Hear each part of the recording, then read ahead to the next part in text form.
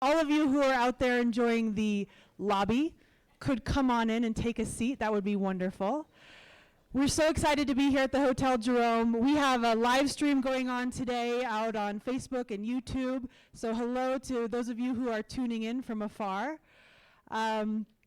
If you've been to the Brain Lab before, you know this is no ordinary boring conference, even though it's a bunch of really, really smart people all congregated over here. Good morning, you guys.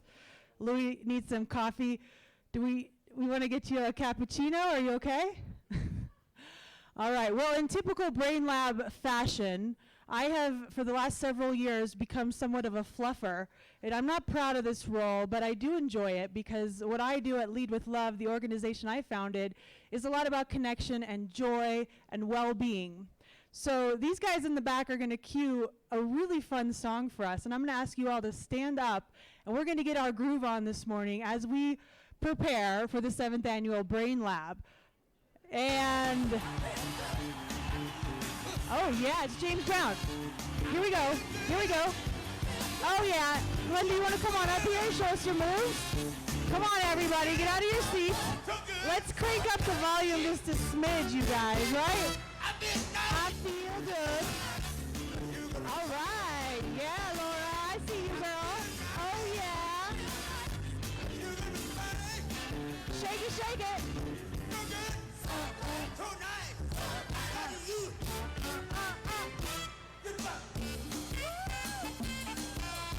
All right, you guys, I know it's early. Let's go. Come on, move your bodies. Woo! Come on. Yes, in the back. Woo!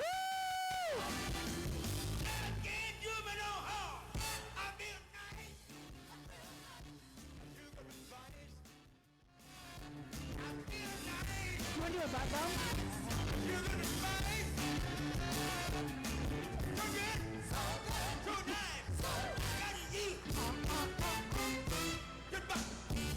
All right, keep it going, keep it going. That's right, this is good for your health. Let's bring the arms up. Arms up, everybody. Woo! Woo! Yeah, come on. That's right. Yeah. Let's do the shimmy. You can't beat. Who's got some moves like James Brown? Anybody want to come up? You know that? Who's got some moves, Candace? Come on, girl. So good. So good. All right, everybody. Welcome, Glenda Greenwald, the president and founder of the Aspen Brain Institute and the Brain Lab. Let's give her a round of applause. Glenda Greenwald, everybody. Welcome.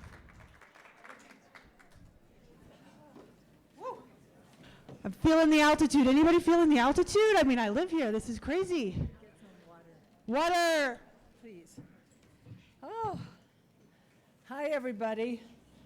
Looks like a full house. Glad to see everybody. Even I, after 20 years of living here, am out of breath. Welcome everybody. I'm Glenda Greenwald. Thank you. President and founder of the Aspen Brain Lab and Aspen Brain Institute. I'm seeing a lot of familiar faces, and I really love seeing that because all of you represent our growing community of 21st century global seekers. And you like to be informed and educated and delighted at the cutting edge. I hope that's the place that we play in your lives. Thank you all for coming. I have a lot of people to thank. This will only take 5 minutes, but they're really important that I thank everybody. So the first person I want to thank is Shanta Heath. Is that Shanta right there? Shanta is our major project director and does everything you can imagine for Brain Lab in the most superlative fashion and has for 3 years in a row. Thank you, Shanta. I don't know if Emily's here, my assistant, but she's done everything to fill in the cracks and done everything when I needed things at the neediest times. So thank you, Emily. Are you right here? Thank you, Emily. Then I want to thank the 15 volunteer staff that we've had, and several have come for several years in a row. So thank you to the 15 volunteers. My great thanks and extreme gratitude go to the Aspen Brain Institute Board. They are the most intelligent, energetic, and good-hearted group of people I've ever worked with. So thank you all. Appreciate it. You will meet several of them as they come up and introduce our speakers. Next, a huge thanks and appreciation to our major sponsor, Lugano Diamonds. Are Moti and Stuart here? Lugano Diamonds is a new sponsor for us this year in 2019. And we're already creating a rich and many-faceted relationship. When Lugano moves into a new city, they choose several worthy organizations to support that have mutually shared values and a global outlook. And we are very proud that they've chosen Aspen Brain Institute and ASPENBRAINLAB to partner with as a worthy partner. Thank you, Lugano. I don't know if Mary Ryerson is here. Here's Mary. But Alpine Bank is our supporting sponsor, and Mary has been with us, Mary Ryerson has been with us in Alpine Bank for 5 years. I hope to continue our family-like relationship for many years. Mary, thank you. Almost. Is Candace here? Candace Olson, I just want to recognize Candace because she's new with us. She's our major strategy advisor, and she has helped us incredibly well through our pivot. Aspen Brain Institute is pivoting, and you'll hear more about it, but we are pivoting from gathering global brain research to fight brain disease and pivoting toward brain health, trying to create brain health and having a totally new audience and global partnerships, global platform that we're working with to spread our message. So thank you, Candace. Thank you.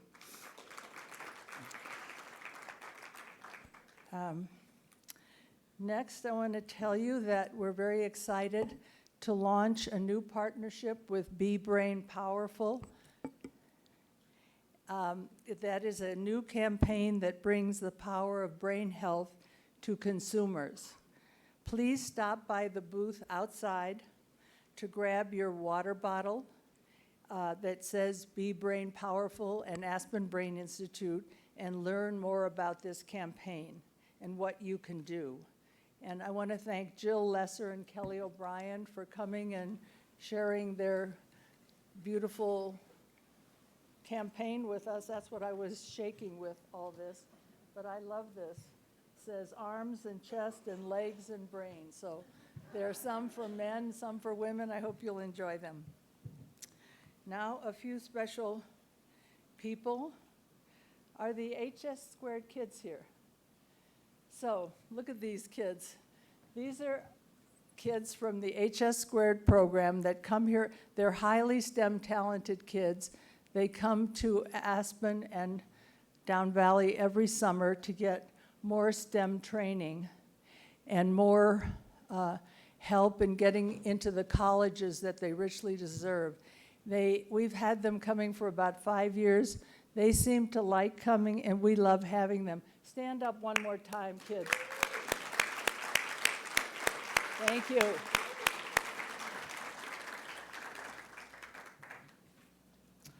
Okay. I now want to thank the great lineup of speakers who have come from near and far. You can read more about the speakers if you go to aspenbrainlab.com. We couldn't fit their bios into our tiny program books because they sent us bios that were more like memoirs for their grandchildren. So you can look them up. It's okay to use your phones, etc. So I think I've already told you about our pivot in 2019.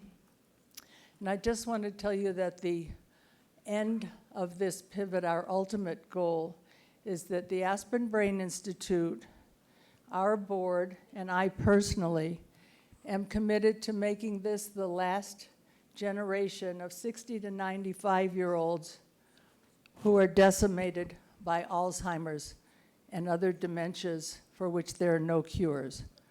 We're all working on this. Let's all dedicate our lives to that.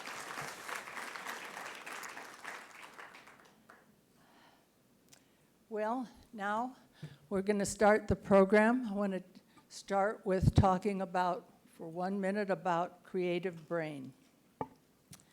We've moved beyond the industrial economy and the knowledge economy, and we're now in the innovation economy.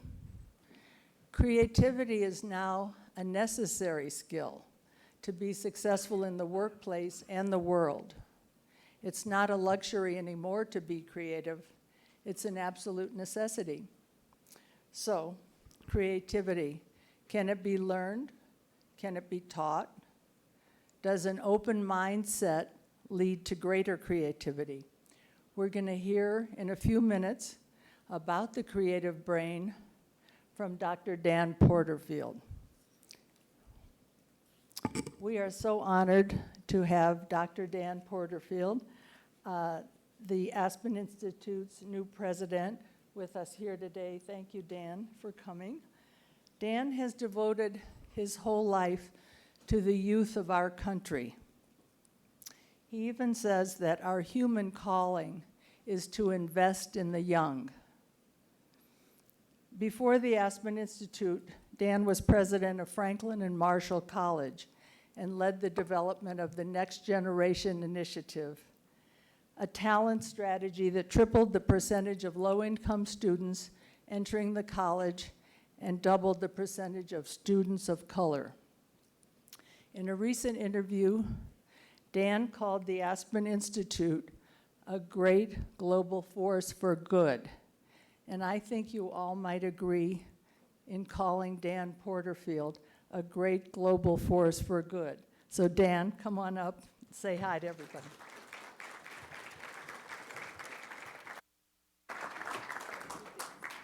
Thank you, Glenda. Thank you.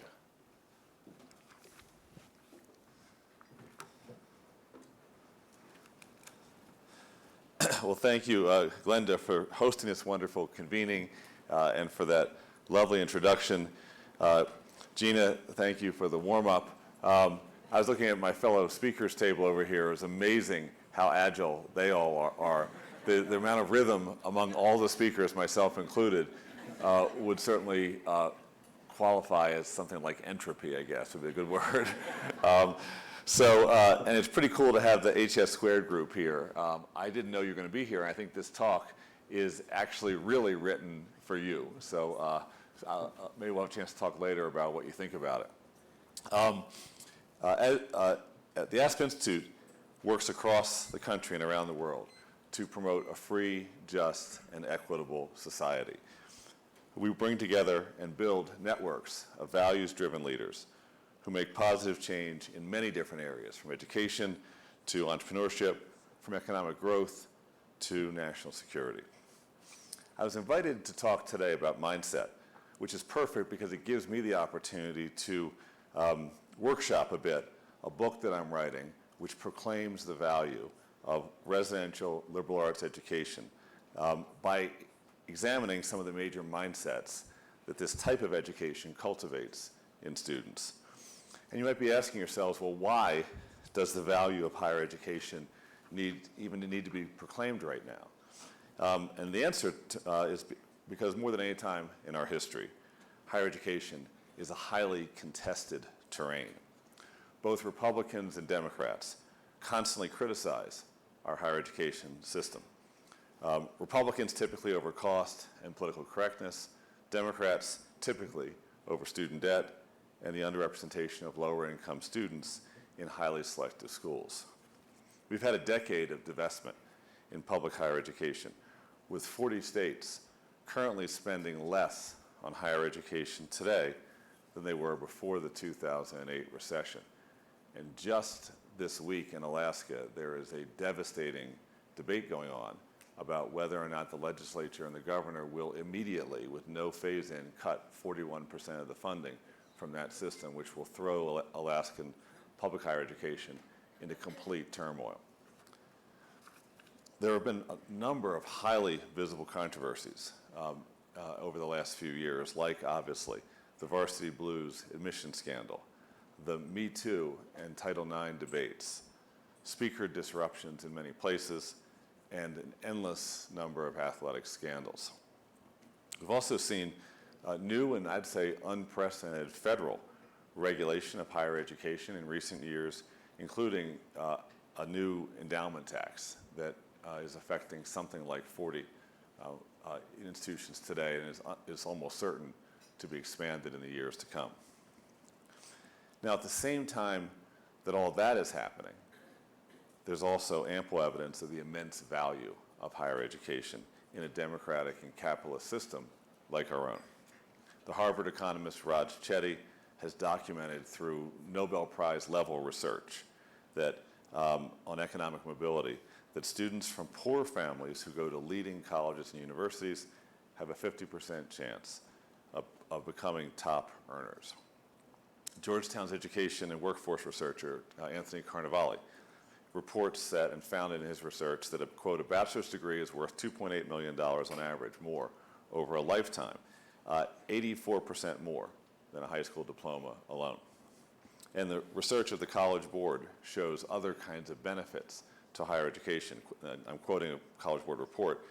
College education is associated with healthier lifestyles, reducing healthcare costs. Adults with higher levels of education are more active citizens, and others more involved in their children's activities. Furthermore, we know that every single day between now and 2029, 10,000 baby boomers will retire. Whose work and what type of jobs will cover the Social Security and Medicare costs of the 50 to 60 million members of America's largest and longest living generation? And the answer is today's college students and tomorrow's college students. I would argue that a great college education has become even more valuable today than the sort of backward-looking research shows, given the escalating rate of change in our science and technology-driven global economy. Every country's prosperity and peace will be defined by the intellectual capabilities and mindsets of its citizens. This matters especially as we enter an era when, thanks to artificial intelligence, every job that can be automated will be, and everything from accountants to truck drivers and so much more. What can't be automated is the mind. While highly selective colleges and universities aren't the answer to every national need, obviously, they play a critical role in helping talented young people build the intellectual abilities and mindsets to take on the defining challenges of the day. Think about some of the things we are facing as a people right now, coping with and reversing climate change, wrestling with the implications of dramatically new technologies like AI and CRISPR, conducting diplomacy now in an ever more fraught and flat global horizon, with weapons of destruction so much more easily available, both to states and non-state actors, helping our country adapt to historic demographic change, the graying of America, of our seniors, combined with the browning of our population, especially the young. These aren't challenges that we can outsource to some other generation later that will have the chance to go to college. We need to prepare our citizens today to take on these challenges. There's just no substitute for an active, engaged population taking on the challenges that define our generation. All of those challenges require citizens who can think, research, write, compute, and create new knowledge. We're crazy if we think America can lead in a global era of information and technology change without a deep reservoir of intellectually, and I would say emotionally empowered young people. And that's where college comes in. There's no better tradition or system that we have today to help 18 to 22-year-olds, by the millions, develop the knowledge, skills, habits, and most importantly for now, mindsets they need that will give them the agility to tackle constantly changing challenges for which training alone is insufficient. I believe this argument needs to be made effectively and strongly because the continued erosion of public support for higher education will ultimately diminish the capabilities of our people and thus threaten our democratic way of life. If people are America's greatest natural asset, we need fresh and informed arguments about the value of investing in the intellectual and personal formation of the young. And that's what my book will be about. The title is going to be called Involve, the value of college for today and tomorrow. And here's what I hope will make it distinctive. First, my thesis, which is that an under-recognized benefit of college, with its abundance of faculty mentors and opportunity-rich campus ecosystems, is that it fosters the development of 5 empowering mindsets in 18 to 22-year-olds. And by that, by mindset, what do I mean? With gratitude to the researcher Carol Dweck, I mean the attitudes, dispositions, beliefs, or experiential life lessons so firmly held by the individual that they constantly shape one's choices and behavior. Another distinction of this book, I hope, will be my own vantage point as the author, in that both as a college professor, but then as a college president, who was highly engaged in the day-to-day experience of the student body, and who helped to move my institution, Franklin and Marshall, and I hope in some ways the sector, to enroll more talented students from the full American mosaic by building pipelines to rural and urban communities and schools where the top schools haven't been recruiting strong students, even though they're there in abundance. A third distinction, I hope, of the book is that the method. It's not brain research. You're going to get a lot of that today, I think, but it's a more anthropological and humanistic approach, which is to provide compelling, thick description of dozens of promising young people whose formation I've been a part of and whose growth and mindset I've been able to observe firsthand. And the book will provide story after story from inside the student experience about the change of great college education. What I'm really doing with this book is providing a form of pattern recognition concerning early adult development, which I hope will both catalyze further research in this topic and also perhaps promote some changes in our college system, or at least discussion about possible changes, to place our emphasis in college more squarely on the cultivation and activation of young people's talent. So, the title of the book comes from a quote from Ben Franklin. He wrote, "Tell me and I forget, teach me and I remember, involve me and I learn." And I think there's no substitute for caring adults involving ourselves in the lives and formation of the young. The quote leads to what I hope will be also seen as maybe the key takeaway of the book, besides whatever insights I have to offer about these 5 mindsets, and that is, if we value the development of the young, then America's best colleges must reprioritize the day-to-day, week-to-week mentoring of students by faculty and other educators. The individual touch is essential in the formation of these 5 mindsets. So what are they? The first one is the mindset to become an active and lifelong learner, the creator of one's education, in contrast to being a passive consumer of information. And to the students who are here today, I think this is one of the most important things you can internalize, that you are responsible for the creation of your education. It's not a present, it's not a product gift that you can buy, we create it. Why is this important? Because the mindset for active learning means that the individual takes responsibility for understanding and interpreting the world. Now, who embodies this? As I said, my book will profile a range of representative students who have become the authors of their education through especially the mind-to-mind engagement, direct with faculty. And I'll tell a set of stories. For each mindset, today I'll just present one story. So here's one. Eddie Alsina from Miami is now in a PhD program in clinical psychology at the University of Maryland, Baltimore County. I met him when he was a senior in high school, accepted to Franklin and Marshall College with a strong interest in science, both because he had really good grades and because his father had come down with cancer, and so he saw science as a calling.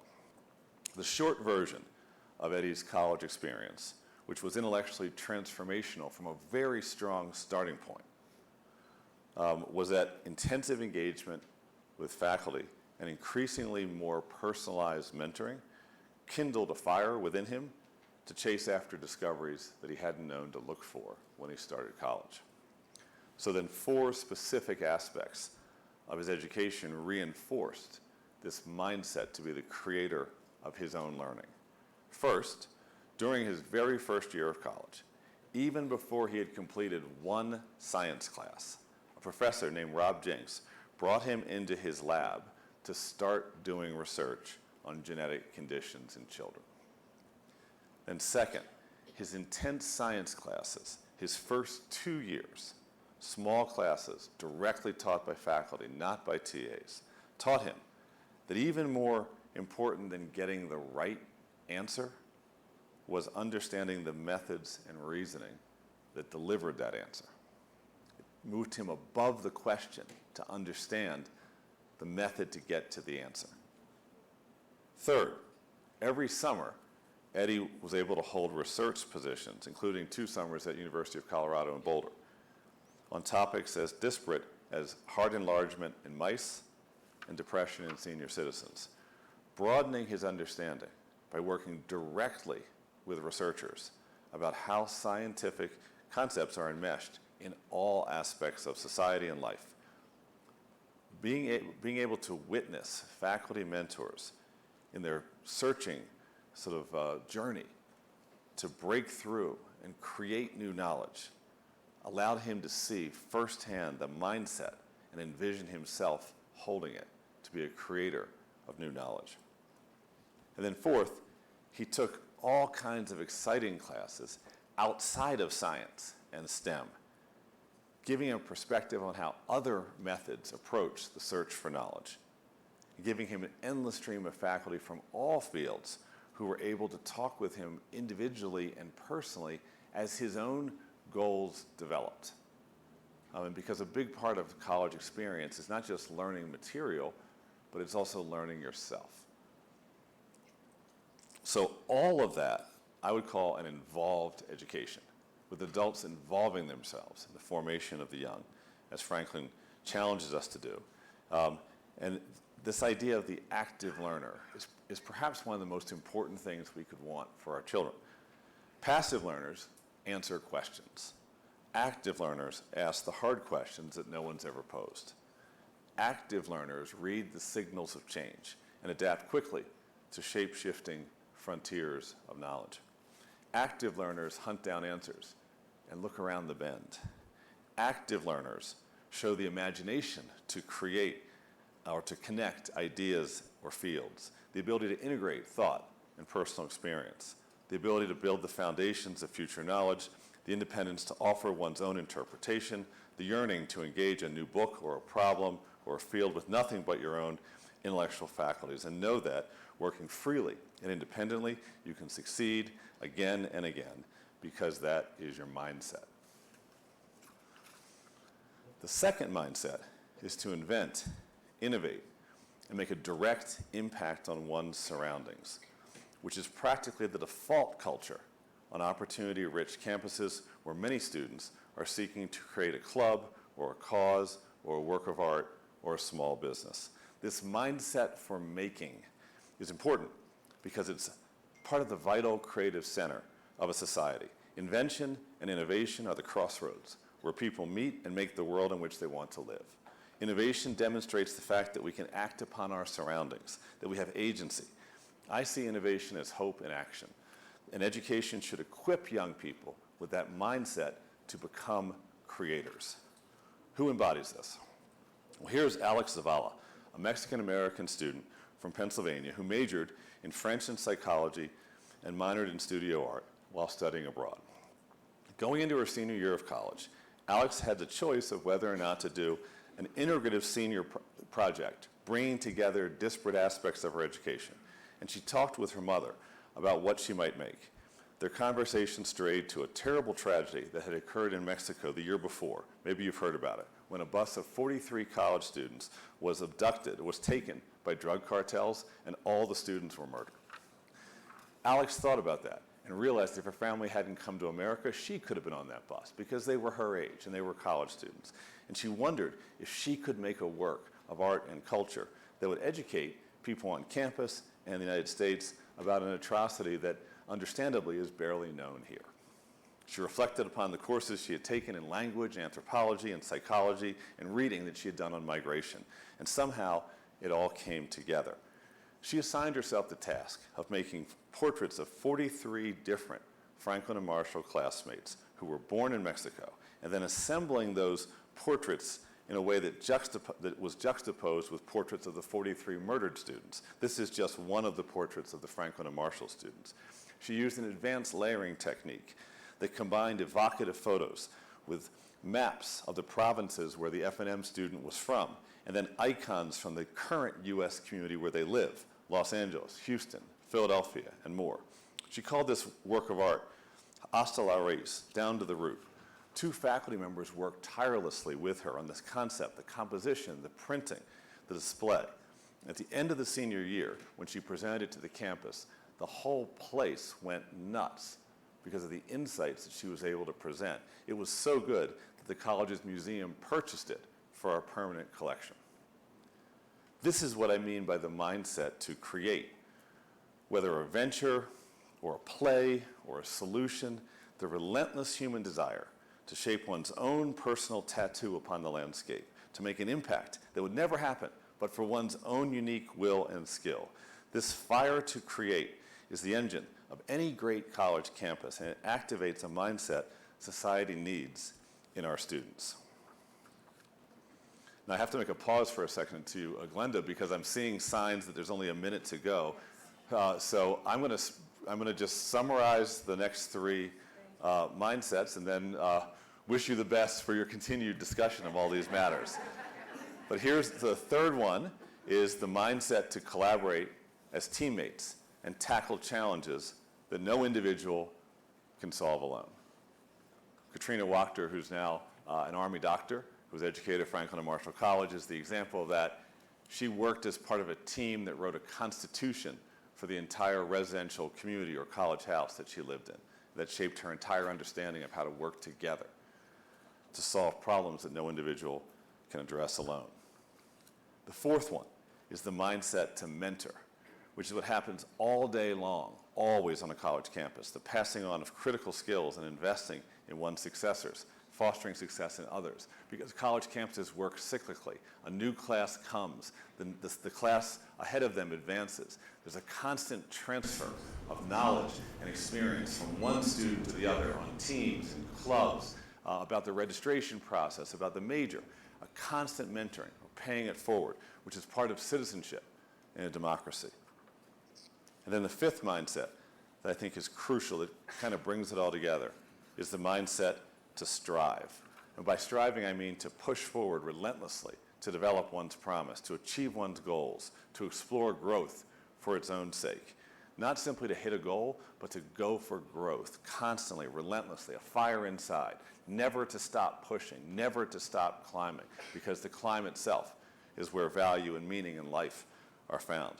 And all across college campuses, young people are doing that. The one I'd like to talk about is named Carolina Giraldo, who's an immigrant to America from Colombia, who was recruited because she was a brilliant science student, who ended up having to relearn how to study science in college from the high school method, and did it, became a creator of knowledge, but wasn't just that. She wanted to row, she wanted to draw, She wanted to be a leader on campus in all those different ways, pushed herself constantly. When her father dropped dead halfway through her college career, and everybody thought she'd go back to Miami to take care of her mom called me and said, she will not leave that campus until she's holding a college degree. That young person came back and pushed forward, not just to complete, but to maximize every learning opportunity she could possibly have. That's what I mean by the mindset to strive. Those 5 mindsets are so much a part of the best college experiences, to create learning, to be able to make inventions that impact your community, to be able to work as a teammate, to be able to mentor and pass along knowledge as a citizen, one to another, and finally, to accept inside the burning call to constantly strive. This is what our country needs. This is what it will take for us to meet the challenges of our day. Students with these kinds of mindsets, which only come from the direct engagement with adults who care about their formation and with equally motivated peers, also pushing forward optimistically to become the very best they can be for themselves and for our society. And that's the value of college. Thanks so much for listening. Thank you.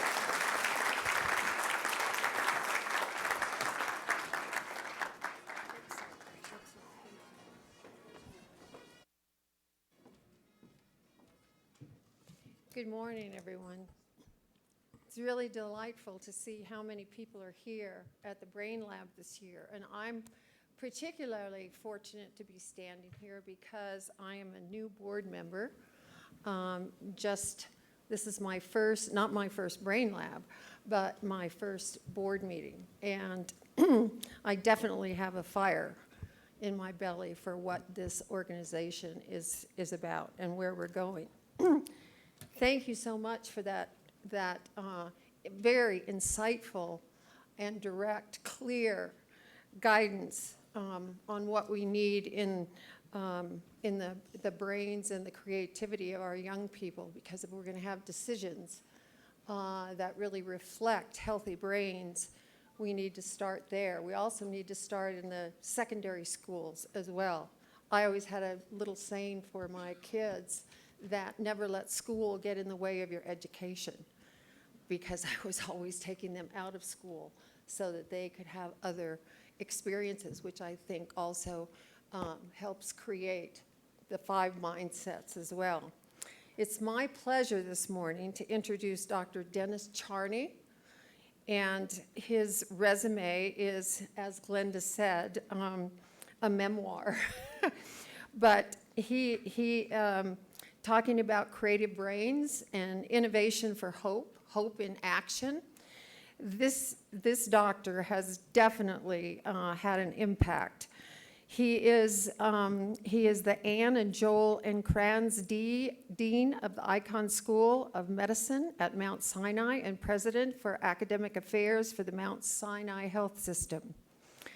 Charney is a world expert in neurobiology and treatment of mood and anxiety disorders, making fundamental contributions to the understanding of the causes of human anxiety, depression, and the discovery of new treatments for mood and anxiety disorders. His research on depression has led to a discovery of a new and novel therapies for treatment-resistant depression, including ketamine, and the first digital treatment for depression, which he's going to share with us today. He's been honored with many of the major awards in his field for scientific research, including the world's most influential scientific minds of 2014 and 2015, ranked 48 out of 1,360 of the most highly cited life science researchers in the world. His discoveries with his co-inventors of the use of intranasal ketamine for the treatment of treatment-resistant depression was named by the Cleveland Clinic on its top 10 list of 2017 healthcare innovations. He holds several patents. He's published 785 articles and book chapters and 16 books, including Resilience, The Science of Mastering Life's Greatest Challenges. Please help me welcome Dr. Dennis Charney.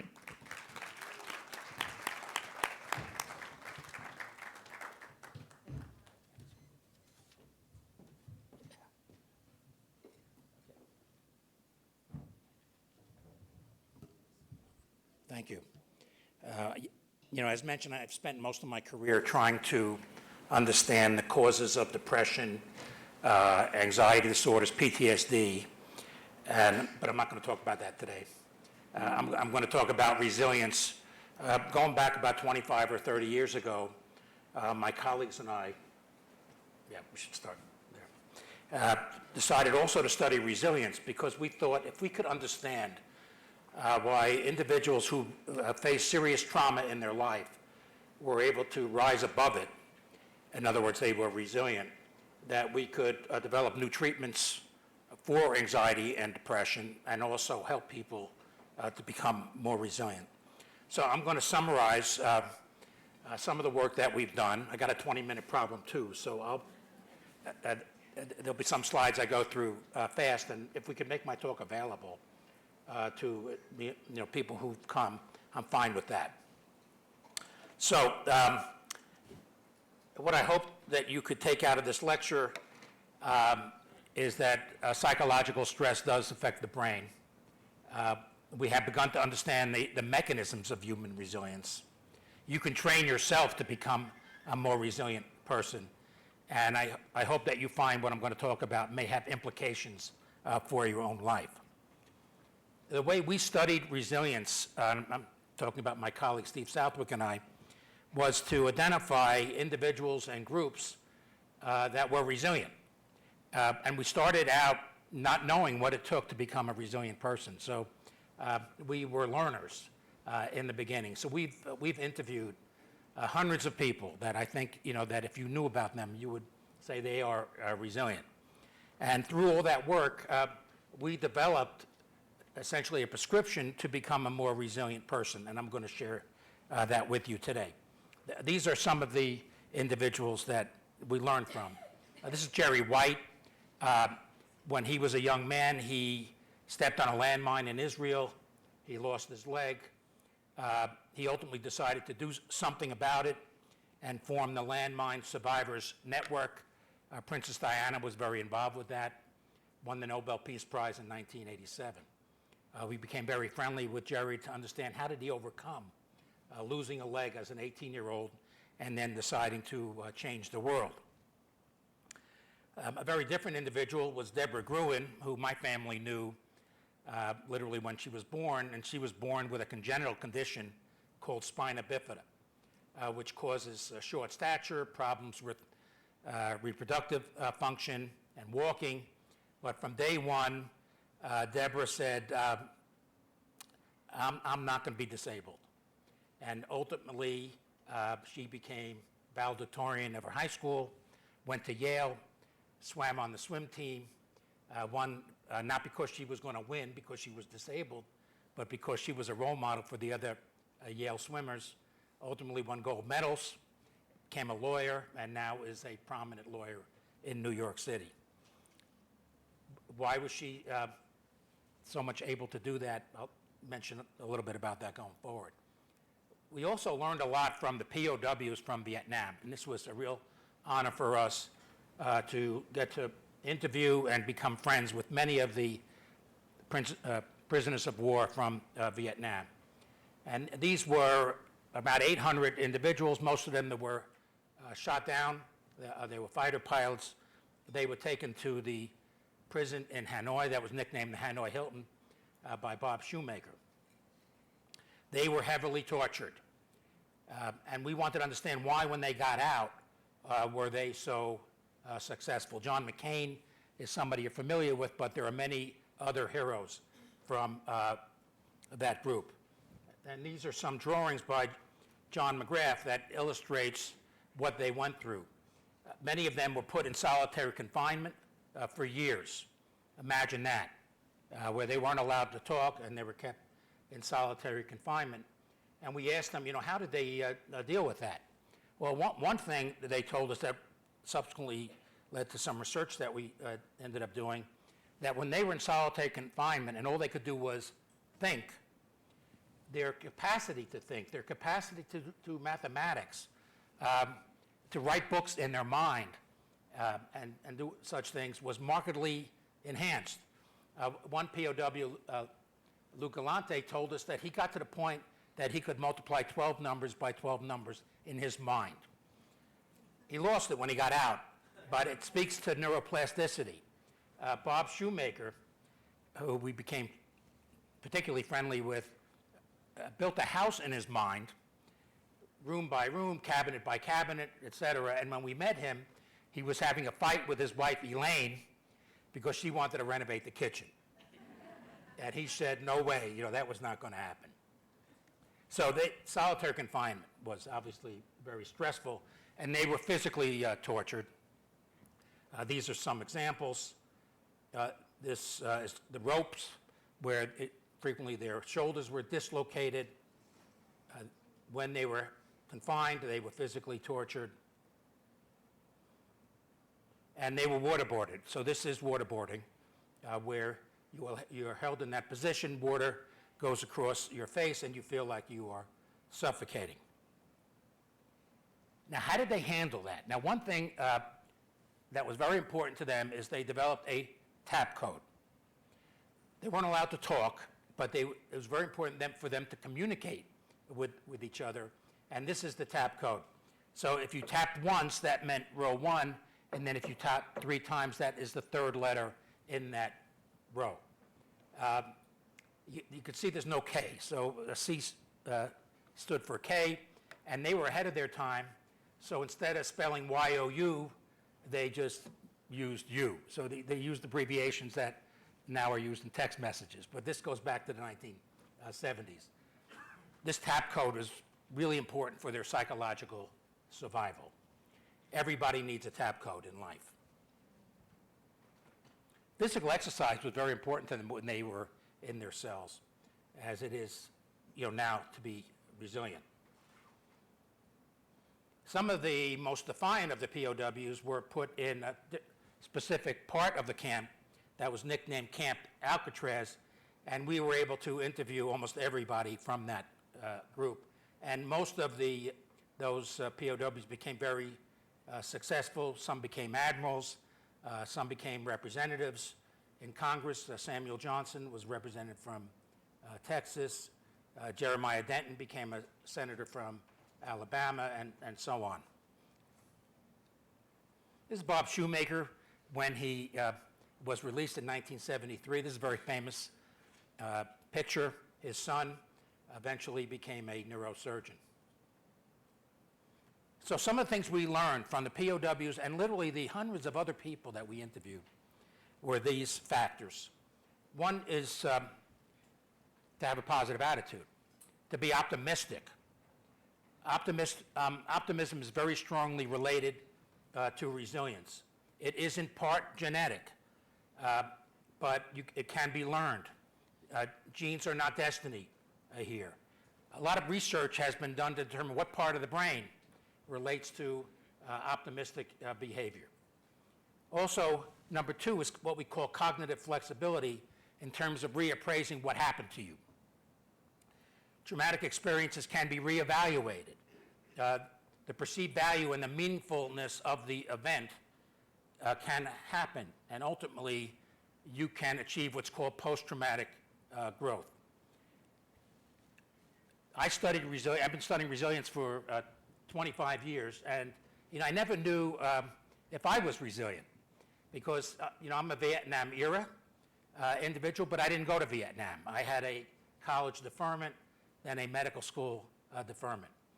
But in August 30th of 2016, I was the victim of a violent crime. I was shot by a disgruntled faculty member with a shotgun from about 20 feet away, and I still have the pellets in my shoulder. I'm fine, but it gave me the opportunity to determine if I was resilient and whether the factors that we identified were valid. And so I'm going to allude to that a little bit. So I found I tend to be a positive person, So I was optimistic that I was going to recover. And I did, and essentially reappraise, what happened to me. It's not in your roadmap of life that you're going to be shot, but it happened. And I tried to determine what meaning was that going to have, for me. And my recovery was very public because I'm the dean of a medical school. And I was hospitalized at Mount Sinai. And my doctors took care of me, and the students there were very involved. And so the meaning that I took and the reappraisal that I took of that was that I could be then a role model for our own students and faculty. And ultimately, they formed an award in my honor, which I tell the students, that's the best award I've ever gotten. Now, optimism, it's not Pollyanna optimism. If you're optimistic about something that you're not going to be able to overcome, that gets you in trouble. And this is what's called the Stockdale paradox. Jim Stockdale was one of the POWs. And that is, yes, you do retain faith that in the end you will prevail. That's optimism. But you got to confront the brutal facts of what you're facing and feel that you have developed essentially a psychological toolbox to overcome what you're facing. So you got to face the reality of your situation, and ultimately you have a toolbox to help you get through it. And we studied this in many different populations. Subsequently, we studied a group of Pakistani citizens who had to deal with an earthquake that killed 250,000 people. One of our colleagues went to that part of the world, ended up interviewing those individuals in Urdu, the language, and found in that population, when you measure the degree of optimism, it related to how well they did. You need to embrace a moral compass. Now, for some people, that's religion in the traditional sense. For others, it's a sense of morality, of doing the right thing. Having the sense that no matter what happened to you, you're still the same person. You're a good person. You have a sense of beliefs that very few things can shatter. And altruism is very important in that regard. Mothers Against Drunk Driving, many of the advocacy groups that try to help others in which their families suffered, that's very important in becoming resilient, both as an individual and as a family. We know about the neurobiology of all these factors and are learning more about it. And we studied this too in different populations. In one population that we studied were an African-American population in inner city Washington, D.C. In many respects, D.C. is like a segregated city. You're around Georgetown, it's really nice. Around Howard University Medical Center, crime is a problem. Poverty is a problem. And we wanted to understand how that population, with some individuals, were able to overcome what they were dealt in life in terms of poverty and abuse and other problems. And we found in that population that having a purpose in life, having a sense of a moral compass, going to religious service was very important in that population. I think in part because of the faith associated with it, but also the support that you get when you go to a church and you're with others who may be facing the same problem. Ironically, in some other populations, in this case the Pakistani population, the religion was important, but in this case, in the Pakistani population, many individuals felt they had sinned, and that was the reason that the earthquake hit that part of the world, and those individuals did worse. Some other factors that we found. Find a resilient role model. Very important. Role models can be found in one's own life, but it also can be found by individuals that you've never met, but have suffered some of the same things that you might have had. Imitation is a powerful form of learning. Face your fears. We studied the Navy SEALs, got to know them very well, and the Delta Force in the U.S. Army. And you would think, well, you're a Navy SEAL, you're not You're not afraid. And they said the opposite, that fear is a normal part of life, but it can be used as a guide. You can overcome your fears. You can face them and become a stronger person. You become, already 5 minutes. Okay, so and self-esteem is very important. And we also found that active coping was very important. Don't be passive when you're facing difficulties in life. Establish a supportive network. This was very important to me. I have a very strong family, but my medical school was very supportive to me. You can't go through things alone. And it's people that are important to you that can provide you the real support. A safety net in times of stress is very important, and also to attend to physical well-being.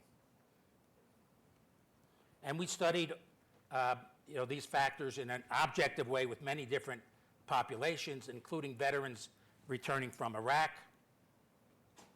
and Afghanistan, and it basically confirmed that these factors were very important. And 9 and 10, you train regularly and rigorously in multiple areas to become a more resilient person. Change requires systematic and disciplined activity going forward, and it's important to recognize your own signature strengths. What are you good at, and how can you enhance that to face challenges in life? So this ultimately is, in a sense, a roadmap to becoming more resilient. And in many respects, it starts with a role model. And then these other elements come into play. And we have also found that using these factors can help in treatment of certain psychiatric diseases like depression. This is something we published in Science several years ago. A word about stress inoculation. Now, this work has had implications for me and my family in terms of raising my children. So I have 5 children and now 7 grandchildren. And in raising my 5 children, they said that I got tougher on them when I started studying resilience. And they're right, because if you raise your children a stress-free environment, they're not prepared. So I did stress my kids. I didn't traumatize them, but I stressed them. Putting them in semi-dangerous situations. We talked yesterday a little bit about nature and adventure, and I did that. I have permission just to tell one vignette. When one of my daughters was 13, we were on a hike, we were in a mountain. It was sort of dangerous. Wildlife was there. A storm came in, and she said to me that she despised me. It came out of her soul, okay? Well, she's now, 35, a mother of 2, and what does she do? In winter, she goes to Yellowstone. So this had an impact on her, but if I hadn't intervened in a sense, maybe she was going to be scared going forward. So we know a lot about the biology of resilience. I can't go into that, but let me just say we know about the pathways, we know about the neurotransmitters, and I'll end by just mentioning some of the studies we're doing to take advantage of that. So we found that one particular neuropeptide called neuropeptide Y, which is found in everybody's brain and has anxiolytic properties, might have a possibility for new treatment of anxiety, depression, and PTSD, because we found it went up under stress and helped mitigate stress. And so we, over the last literally 10 years, have been working to develop neuropeptide Y as a treatment. So we've had neuropeptide Y made. We have begun to give it intranasal to get it past the blood-brain barrier. And along with some collaborators who have given neuropeptide Y to rats who were under stress, and it was shown to mitigate the anxiety and stress in these animals, we have begun a clinical trial in patients with PTSD where we're giving neuropeptide Y. So we have permission from the FDA to do this. We're going to continue this, this trial and see if we can develop it as a new treatment, and perhaps to enhance resilience. Ketamine was mentioned. We developed ketamine as an antidepressant. It's now marketed as Spravato, but now we're also studying it in PTSD and possibly as a prophylactic against stress-induced depression and PTSD. And if people have questions about it, I'll let you know, but we are actively giving ketamine to patients with PTSD, have had one positive trial, and now we're also testing it if we give it prior to stress, whether it will prevent the effects of stress. So let me end with this. The goal of my research, and many other researchers who are studying resilience, is to understand, and this is from 9/11, why, how can this fireman be going up when everybody else is going down? What is in him to be able to do that? This is from Katrina. And you can see these volunteers going to save people at great personal risk to themselves. And now New Orleans may be facing something similar. And this is a longer story, but if you understand human resilience at the individual level, what does that mean about development of resilient communities, resilient cities, and maybe even resilient nations? And at some point we could talk more about that. Thank you very much.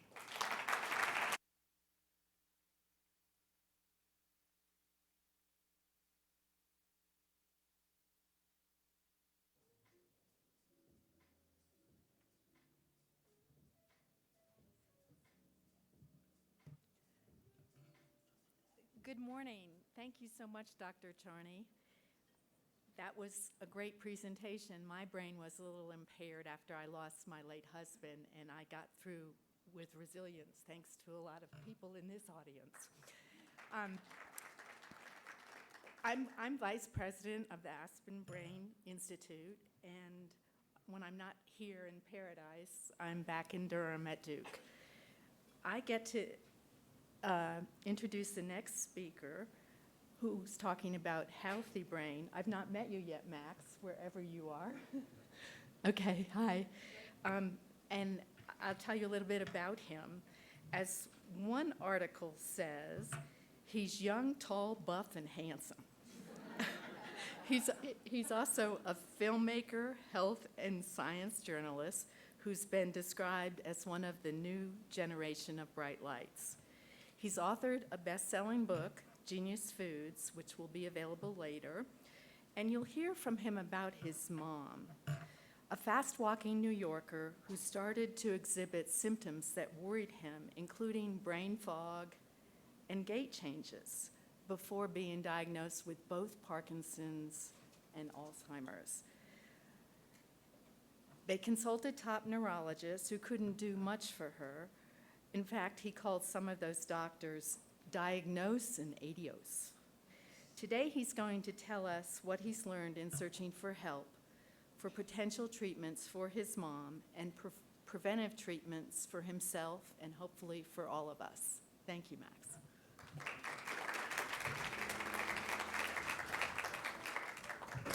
Oh man, so good to be here. Thank you guys so much for having me. Definitely still blushing, I think, a bit from that introduction. So yeah, my name is Max Lugavere. I wrote a book called Genius Foods, which you can see here. I've got my second book coming out next year, which I'm super excited for. My background is as a journalist. I used to work for a TV network that was co-founded by former VP Al Gore, and that I got to do. It was my first job out of college, and I really got to sort of cut my teeth. But whereas most journalists sort of get into politics, I have no interest in politics. I never have. I'm really interested in health, science, nutrition. And when my mom got sick about 8 years ago, I became fixated on trying to learn everything that I possibly could about how best to protect the aging brain. I focused on it as an independent journalist. I started digging into the primary research, and ultimately I realized that I had something that few people in my shoes with a parent with dementia had. I had media credentials. And so that led to me reaching out to researchers around the world to really get up close and personal with the research being done to elucidate the kinds of diets and lifestyles that we might adhere to minimize our risk for conditions like Alzheimer's disease and other forms of dementia. I've since gone on to become a very regularly reoccurring guest on the Dr. Oz show, the Rachel Ray show, The Doctors. I'm working on a documentary on dementia prevention called Breadhead, and I also have a very popular podcast called The Genius Life.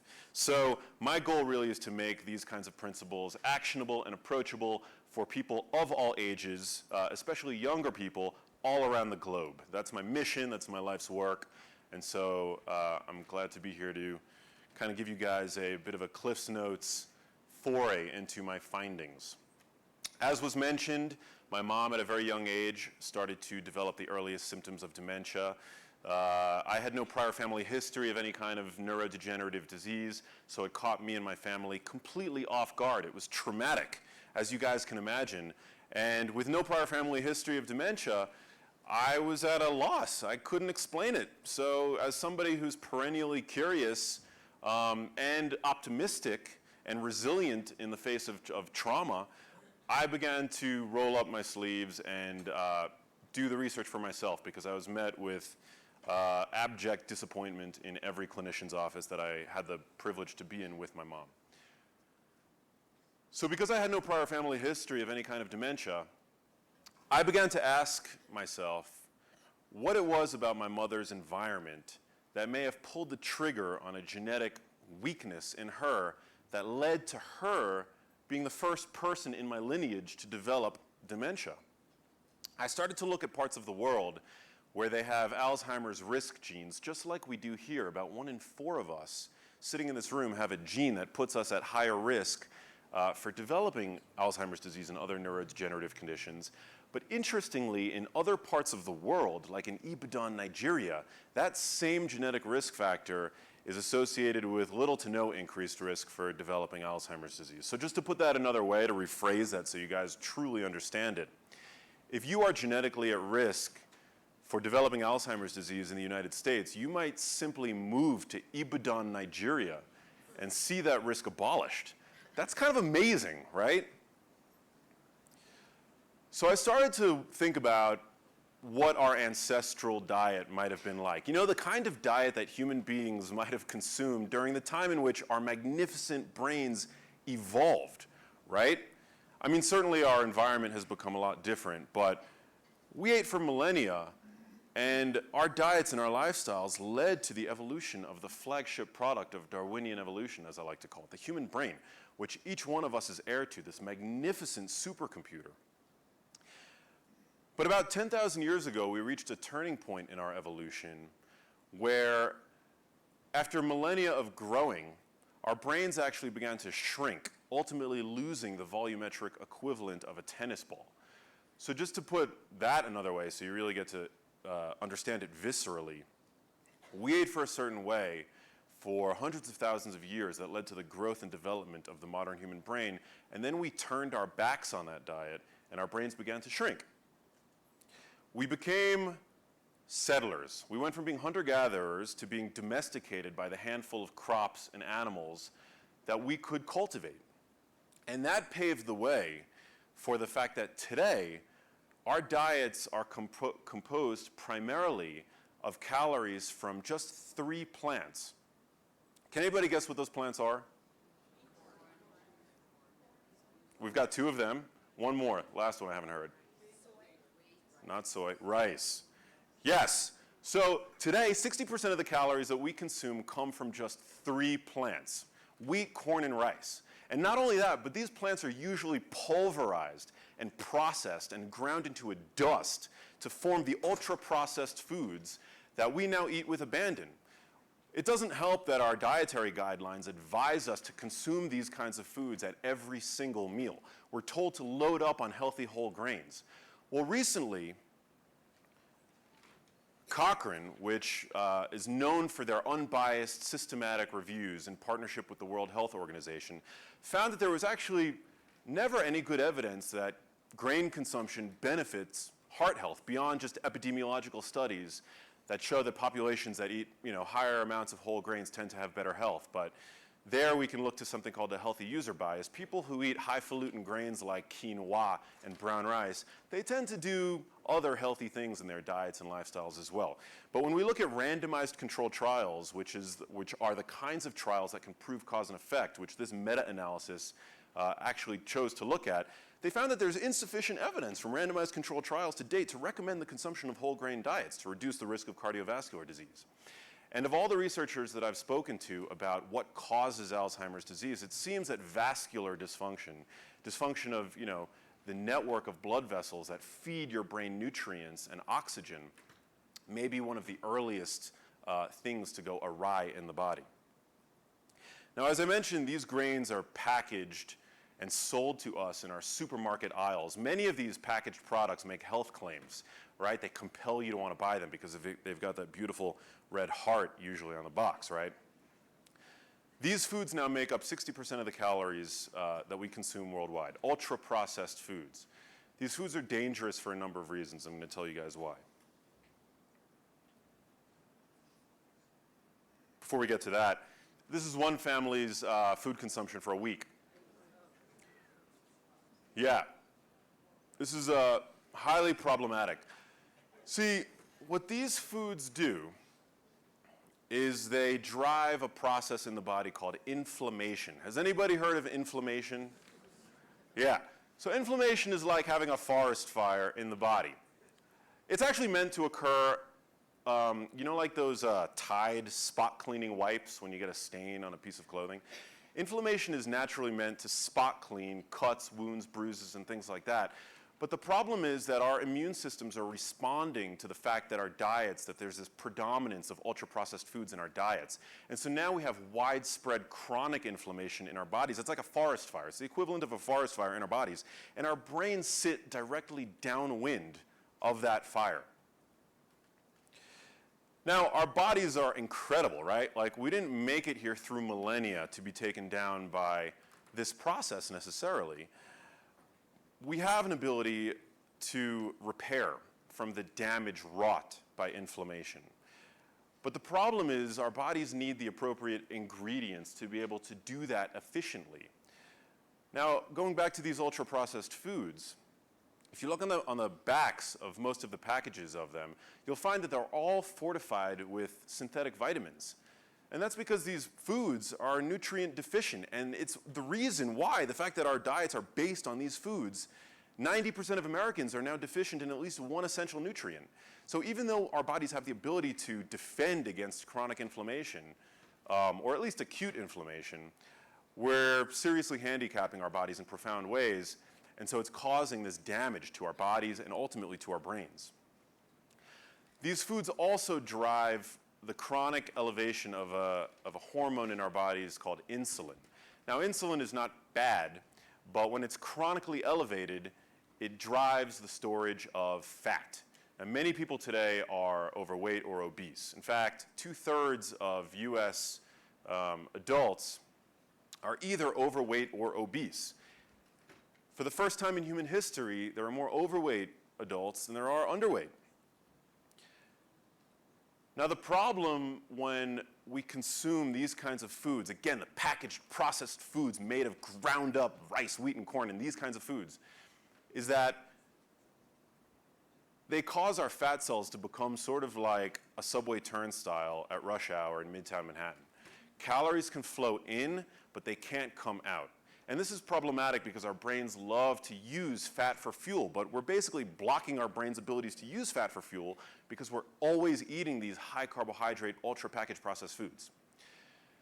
Now, when a baby is developing, a baby's brain loves to use fat for fuel. In fact, mother's milk is full of a type of fat called medium chain triglycerides, which turn into ketones in the body. Has anybody heard of ketones? They're kind of trendy right now because a lot of people are on these ketogenic diets. Halle Berry, I've discovered, is on a ketogenic diet. The Kardashians are on ketogenic diets. very few people actually know what ketogenic diets are, but they basically supply fat to the brain. The brain loves to use fat as a fuel source. But the inhibition of fat metabolism by high carbohydrate diets may actually be one of the most detrimental aspects of modern diets. And part of this has to do with the fact that the brain's ability to use fat is shunted by chronically elevated insulin. Chronically elevated insulin is problematic for many reasons. It's pro-inflammatory. And published in the Journal of Alzheimer's Disease, it was suggested that 40% of Alzheimer's cases alone may be attributable to chronically elevated insulin. So, for the next few slides, for the remainder of my talk, I'm going to give you guys an antidote to the standard American brain-shrinking diet by telling you the foods that you should actually be eating every single day. I call these foods the genius foods. Now, genius foods is not a scientific term. It's sort of like superfoods. But I thought that if I could get people to think about the foods that are most beneficial to the brain, well, then you're going to be able to choose these foods at every meal and maybe kind of elbow out the foods that are less supportive of optimal brain function and brain health. So for one, we've got dark leafy greens, like kale. You should actually write these down. I see some people taking notes. I'm going to go over the 10 genius foods plus one bonus food. So you're going to get 11 foods. You should write these down because they're all very beneficial in different ways. So we've got dark leafy greens. Research out of Rush University has found that people who consume a large bowl of dark leafy greens every single day have brains that tend to perform up to 11 years younger, okay? So what you want to do every day, a rule that I lay out in my book and in my work, is that you should try to have a big salad every day. Easy, right? Try to fill it with dark leafy greens like kale, spinach, and arugula. Kale is actually very high in two compounds called lutein and zeaxanthin. These are carotenoid compounds, basically plant pigments, that have been shown in a University of Georgia study to boost the processing speed of your brain. I'm going to come back to those two carotenoids because they're found in some of the other foods that I'm going to mention as well, like eggs. When an embryo is developing, the first structure to assemble is the nervous system, which includes the brain. So an egg yolk literally has everything designed by nature to support an optimally developing brain. It's amazing. It's no wonder that egg yolks are considered nature's multivitamin by some. You want to eat the yolks, folks. The yolks are very healthy. They're very good for you. Grass-fed beef. Now this is very, I think, controversial because red meat, we're always told to limit our meat consumption. And I'm not a proponent of eating lots and lots of meat, but I definitely think that it should be incorporated into your diet. And this is in contrast to grain-fed factory farm meat. I am not endorsing that in any way, shape, or form, no way. But grass-fed organic beef is rich in a number of compounds that support brain energy metabolism. The fat of grass-fed beef is also very rich in those two carotenoids, lutein and zeaxanthin, which are not only good for your brain health, but your eye health and your skin health as well. Grass-fed beef has 3 times the vitamin E of grain-fed beef. Vitamin E, there's a strong relationship between the consumption of foods that contain vitamin E and better brain health. Why? Because vitamin E is a fat-soluble antioxidant. Again, it's a fat-soluble antioxidant. Why is this important to the brain? Because the brain is made of fat. And it's not just made of any type of fat. It's made of a fat that's very prone to oxidation, which is a process in the body that's sort of like accelerated aging. We want to consume more antioxidants, especially the fat-soluble ones. Wild salmon. Wild salmon is full of the building blocks that your brain requires to grow healthy new brain cells. Avocados. Avocados have a higher concentration of fat-protecting antioxidants than any other fruit or vegetable. They also have twice the potassium of a banana, which supports cardiovascular health, which is very important for brain health. And also a very good source of fiber, which is going to fill you up. Extra virgin olive oil. Extra virgin olive oil is actually a fruit juice that human beings have been pressing from olives for thousands of years. Unlike these newer industrial oils like canola oil, corn oil, and soybean oil, which I'm going to use the word toxic to describe, extra virgin olive oil is actually quite healthy, and it's a staple of the Mediterranean dietary pattern, adherence to which is associated with a robust risk reduction for developing dementia and Alzheimer's disease. Mushrooms. Mushrooms are incredible. There's some really cool epidemiological research coming out of Asia, where they're finding that people who consume mushrooms habitually have dramatically reduced risk of developing both dementia and a condition called mild cognitive impairment, which is sometimes referred to as pre-dementia. If you eat about a half a plate of mushrooms a week, they've found that over 6 years there's a 50% risk reduction for developing mild cognitive impairment, which correlation isn't causation, but empowering to know nonetheless. Cruciferous vegetables, like broccoli, kale, cabbage. These vegetables give your body the raw materials for your detox pathways. A lot of people are spending money these days on detox teas and the like. Cruciferous vegetables are the ultimate detoxification stimuli for the body. I'm going to try to rush through the next few slides because I've only got a few minutes left. We've got berries. I'm a huge fan of berries, blueberries in particular. The color in blueberries have been shown to accumulate in the hippocampus, which is the memory center of the brain, and protect it against oxidative stress and aging. People who consume more berries tend to have better memory function. Animal studies validate this fact. Dark chocolate. I usually get cheers from the audience. Cocoa flavonols, very beneficial, supportive of heart health.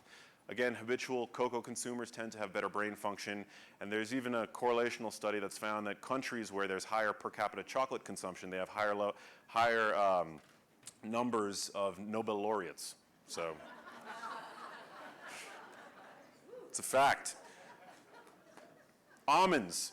Again, a very important source of vitamin E and magnesium, which is important for DNA repair enzymes in the body. Nuts in general are important. You just want to make sure that they're either raw or dry roasted. Raw or dry roasted. Generally, if they're roasted but not dry roasted, that means that they're fried, usually in very unhealthy oils. Now, where's the hard data that all of these kinds of changes are going to actually minimize your risk for developing cognitive impairment? Well, I had the pleasure of going to Stockholm, Sweden, where I interviewed the lead researcher behind the finger study, which is some of the best evidence to date that our choices matter when it comes to our brain health. By adhering to a battery of these kinds of, a dietary pattern similar to the one that I've described, they found that in an older population of adults that were at risk for developing cognitive decline, that eating a healthy diet compared to the control group that was just given standard of care, they had an improvement in their brain's processing speed by 150%, and an improvement in executive function by 83%. Or you guys live in Aspen, there's lots of great hikes. I live in Los Angeles, we have the same. But I'm also a big fan of resistance training. And I like to talk about resistance training in particular because it's underappreciated in my view. Having stronger muscles is correlated to better brain health. We can see this in a number of studies that have come out recently. And not just brain health, but mental health. Published over the past year, we've had a number of really important and well-done meta-analyses that have found that not only is aerobic exercise critically important for treating depression, but resistance training, which I've highlighted in the bottom two, are critically important for a treatment as a potential treatment for depression and anxiety. So, really, really critical stuff. Get to the gym. It's medicine for your brain. And in fact, exercise is now a new treatment guideline, according to the American Academy of Neurology, that a physician can write on a prescription pad to prescribe to patients with mild cognitive impairment. There's no other FDA-approved drug, as I sit here talking to you guys, for the treatment of mild cognitive impairment. So exercise, again, truly is medicine. Now, when I began my research, one of the most startling things that I've found, and I experienced in myself, is that, brain health is something that it's a huge knowledge gap for people. And I've sort of made it my mission to fill that gap.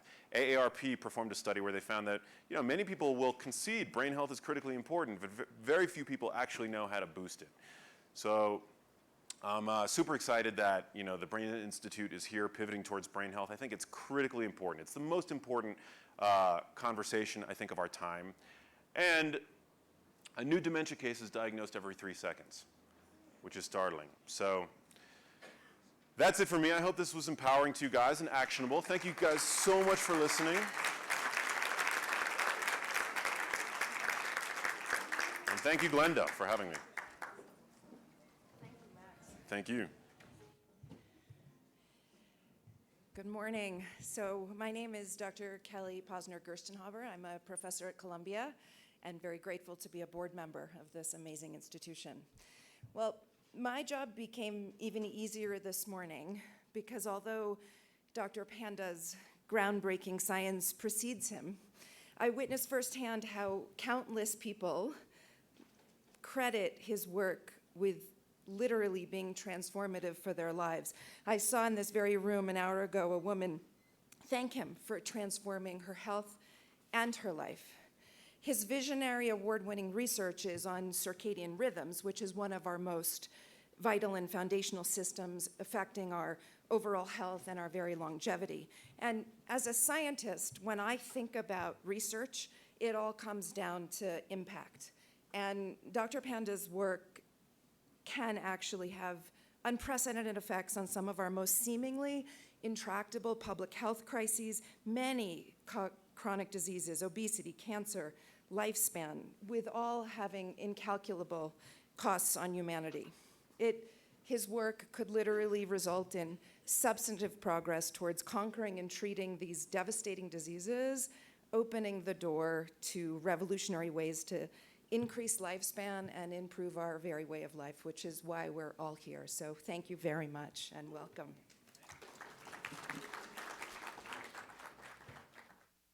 Such a wonderful introduction.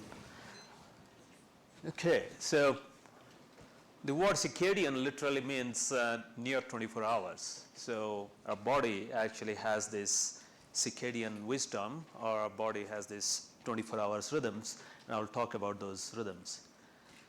What I'll do is I'll give you 10 takeaway wisdoms, and the first one is circadian rhythms are the ultimate sign of health.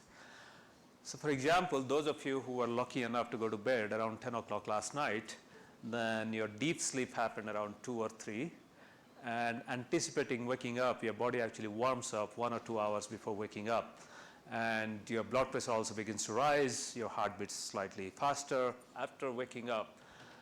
When we see bright light, then melatonin, the sleep hormone, goes down, the stress hormone cortisol rises, bowel movement is most likely in the morning, and then insulin sensitivity is actually best right now. So if you have craving for sweets, this is the best time. And Glenda, thank you for putting me to speak at this time, because this is the time when we have highest alertness. So hopefully you can take away some of the And then afternoon is the best time for exercise, so muscle performance, and risk for injury is actually less in the late afternoon than in the evening. If you're in a darker room, then anticipating sleeping, your melatonin level will rise, your body temperature will begin to fall down, and you'll go back to sleep. So in fact, if you think about an ideal day, this is exactly how our body should function.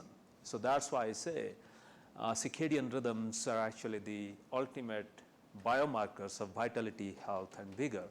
And how are these rhythms regulated, or how are these rhythms generated? It's pretty complex, but I'll boil it down to 3 important things. So the circadian rhythms regulate at least 3 foundations of health. So that's sleep, nutrition, and physical activity.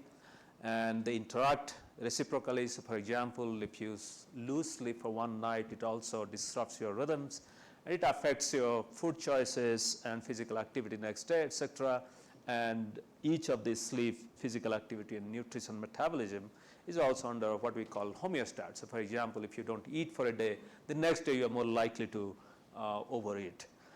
And all of these are under the control of light and darkness. And again, our body actually warms up and cools down every single day. So there is another internal rhythm in temperature. So all these 4 or 5 rhythms work together to give us daily rhythms in physiology, metabolism, etc.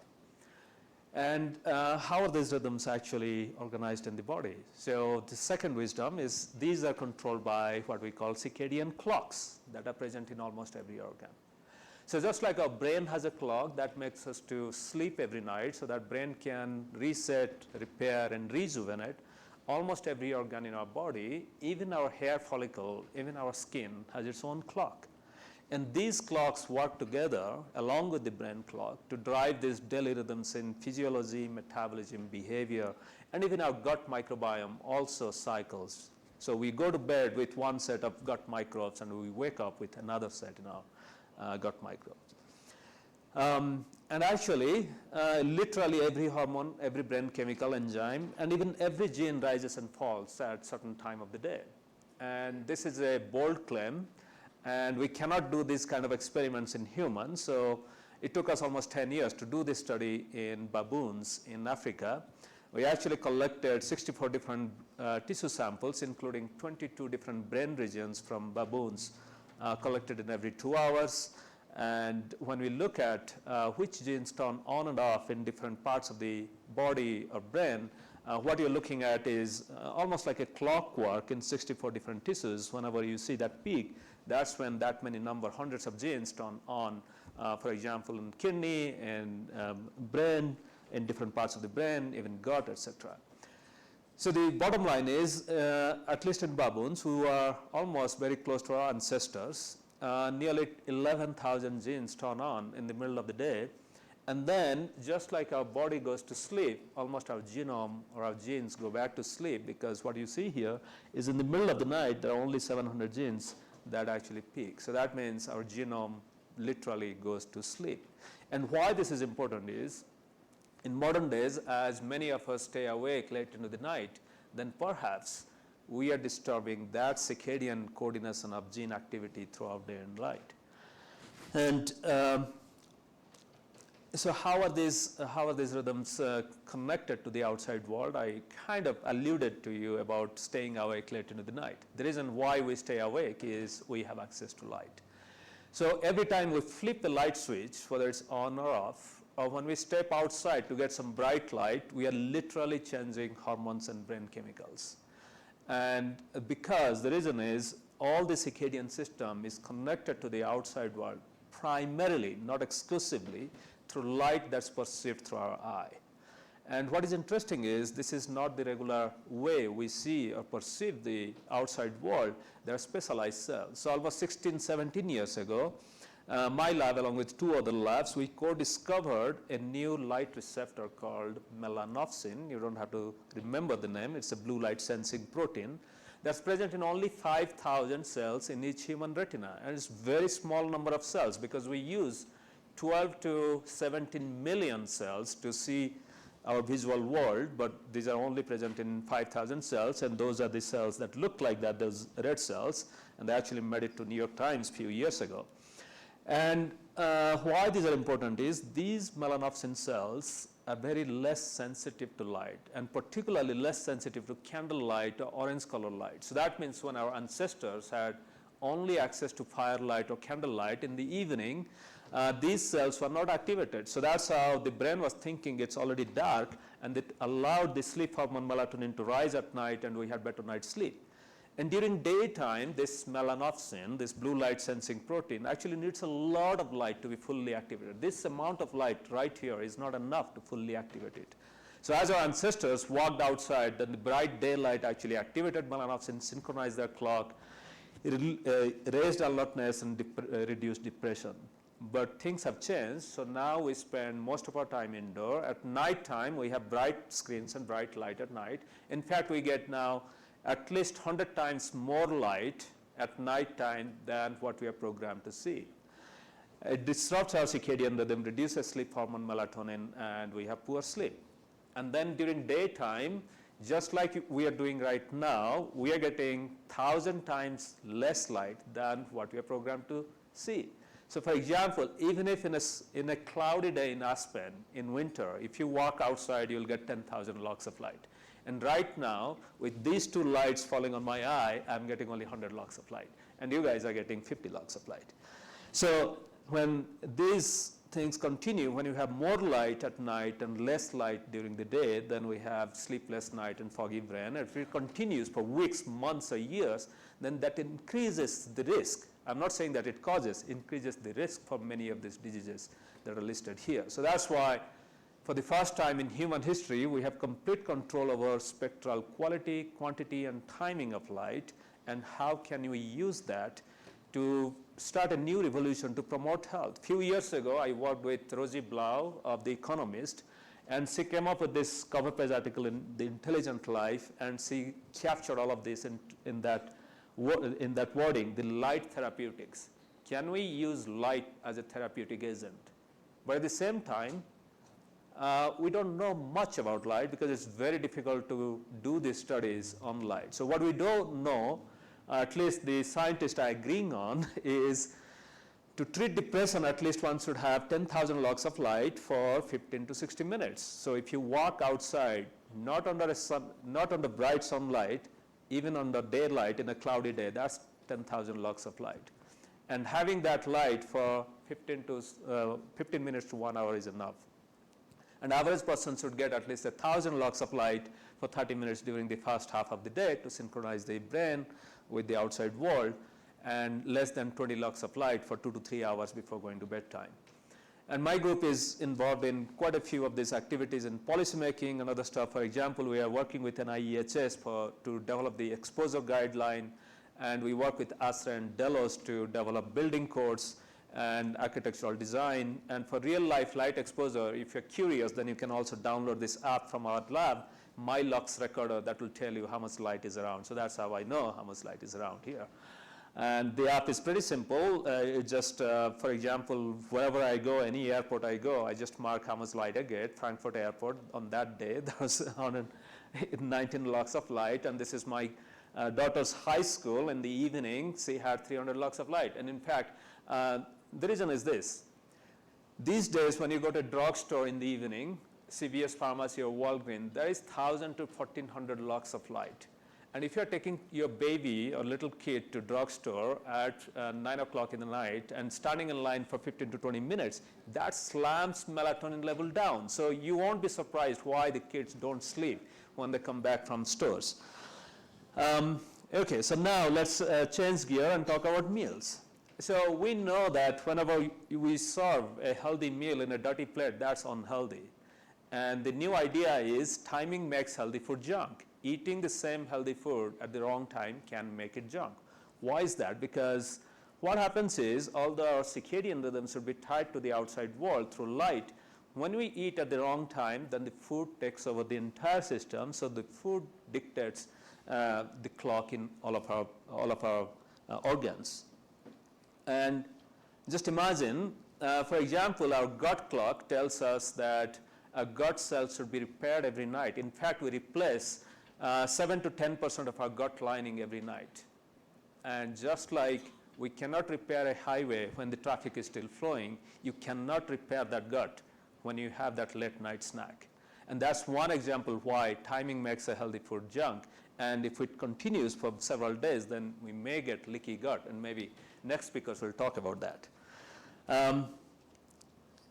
So then the next wisdom is, we always think that eating at the wrong time or getting exposed to light is only for shift workers like firefighters, nurses, doctors, astronauts, etc. But in fact, the new research is showing that almost 80% of us experience similar jet lag, because in the weekend, when we stay awake for 2 to 3 hours late and have that late night meal, then it takes 2 to 3 days for our system to get back. So in every week, we are going back and forth.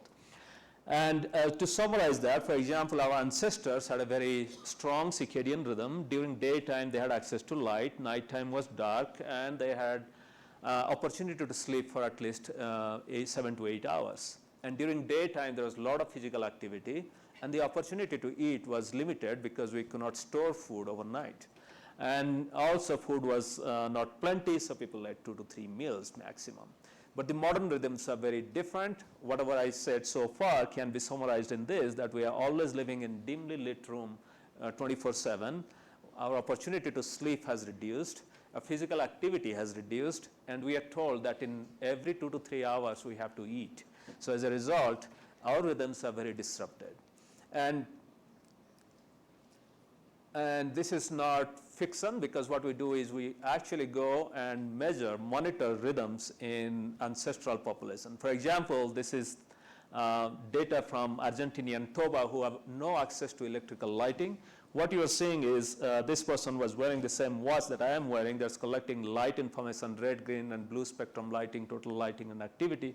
This is the first time in the morning this person wakes up and sees the first 5 lux of light. That's the last 5 lux of light. This is the 50 lux. This is 500 lux bright light. And that's the time he went to bed. Every day, this is 45 days of data. What you're looking at is standard deviation, so very small change in sleep time, bedtime around 9 to 10 o'clock at night, wakes up exactly at dawn. And now we also monitor Seattle high school student. This is one high school student, and you can see this person goes to bed almost around midnight, and this is another student who goes to bed around 1 o'clock. And this actually continues because we are monitoring also UCSD college students, and this person goes to bed around 3 and wakes up just before the class begins. So then the question is, why is that? Maybe there is a lot of stress on a lot of things. And one reason is actually teenagers are more sensitive to light than we are.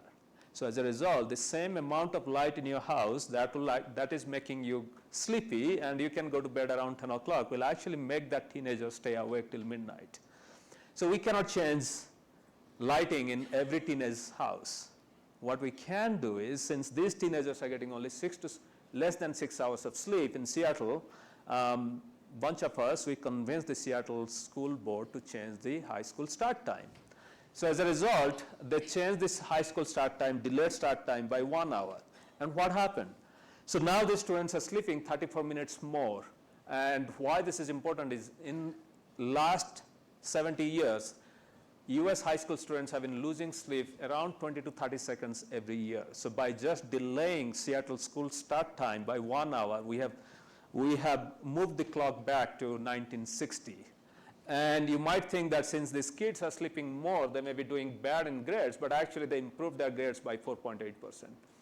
And just imagine, 54,000 students are now sleeping every single day 30 minutes extra. This is almost like putting a drug in their system every single day.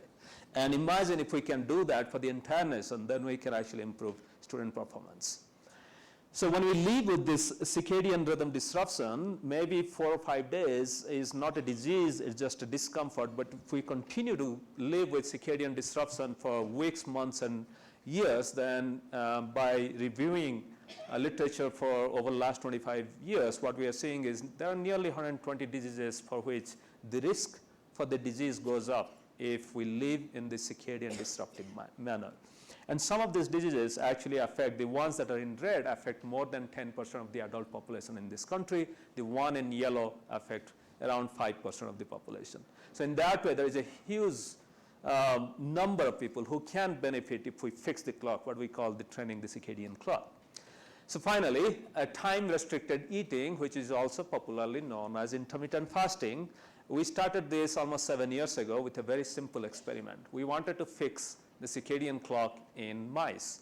So what we did was we did a very simple experiment. 2 groups of mice, genetically identical, born to the same parents in the same room with the same microbiome, same genes, ate the same calories from the same food. The only difference was the first group of mice got to eat whenever they wanted, just like us, and then the second group was trained to eat all their food within 8 to 10 hours or 12 hours max.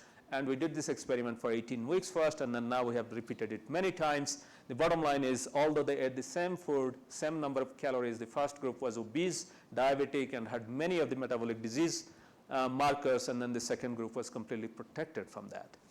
And then we repeated the experiment. Now we take the sick mice and then we put them back into 8 to 10 hours eating, and we can reverse it. And this is, Malika, for you, when you were saying that you cannot do intermittent fasting because it's 8 hours. The reason why the initial experiment was done 8 hours was the grad student who did the experiment had a girlfriend who did not let him to be in lab for more than 9 hours. So that's why it was done 8 hours. But then, popular press takes off, and then intermittent fasting becomes 8 hours. The bottom line is, anyone from 5-year-old to 100-year-old can and should eat within 12 hours, and occasionally one can go down to 8 hours or 9 hours to get better benefit. And so over 3 years ago, we published a review in Science. By that time, there was evidence for many of these diseases that can be improved by time-restricted eating. And then the question is, how do we go from mouse to human? The first thing is to see, when do people actually eat? And last 150 years of nutrition research have not collected objective data when people eat. So we came up with a simple app and what is now called My Circadian Clock. Anyone, anywhere in the world can go to the website, do informed consent because it's a research study. What we ask people is to do a very simple thing. In the first study, open your app, 1 click, take a picture of your food, 2nd click, and press save, 3rd click. The food picture actually came to our server, and then we line them up on timeline to see when people actually ate something that had calories, at least 5 kilocal. And we monitor them for 3 weeks, and you are looking 3 weeks of data. Those are the weekends in red. And it looks very random. And if we combine this, it looks like as if this person was in San Diego in the weekdays and was flying to New York in weekend. And this is exactly what we do, most of us do.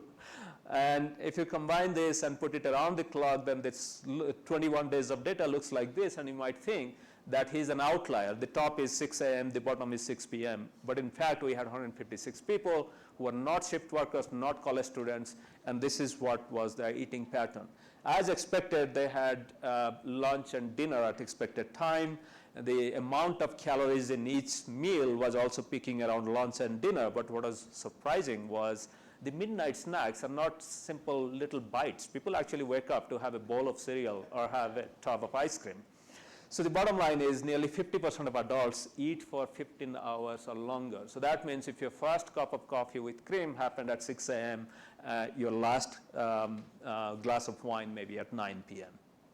Okay, so what is an ideal circadian day to prevent, manage, or reverse chronic disease? So now we have quite a few clinical studies going on, and what we do is we ask people, forget about the absolute number in the outer circle, try to be in bed for 8 hours so that you can get at least 6 to 7 hours of sleep. And then after waking up, avoid food for at least 1 hour because we don't know that time your melatonin may be high, that can inhibit your insulin production. And then after your first bite, count your time to do 8 hours, 10, 9, 10, or maximum 12 hours to eat. So that we call 10 hours TRE or 12 hours TRE. Most of our studies are 10 hours TRE. And then no food and no bright light 2 to 3 hours before going to bed. And don't forget, because daylight is the best antidepressant, and it's plentiful, it's free. So step outside, have a brisk walk for 30 minutes every day, and that will be the best. So far, all these ongoing studies that are going on in our lab and in other labs in humans have shown that by doing this at least 8 to 10 hours time-restricted eating up to 6 months, these are the benefits one may see. And in future, we are hoping that there are now tens of thousands of people who have been sharing continuous data at least for 14 weeks with us, and these are the people all over the world, and hopefully we can test objectively whether by optimizing our circadian clock, we can prevent, reverse, or manage many of these chronic diseases. Thank you.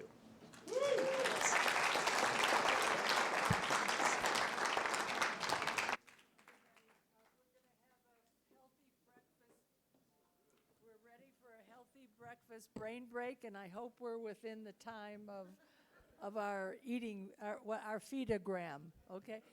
Everybody outside, please. And it's just a half hour, so please help yourselves and come back at a half hour. Thank you.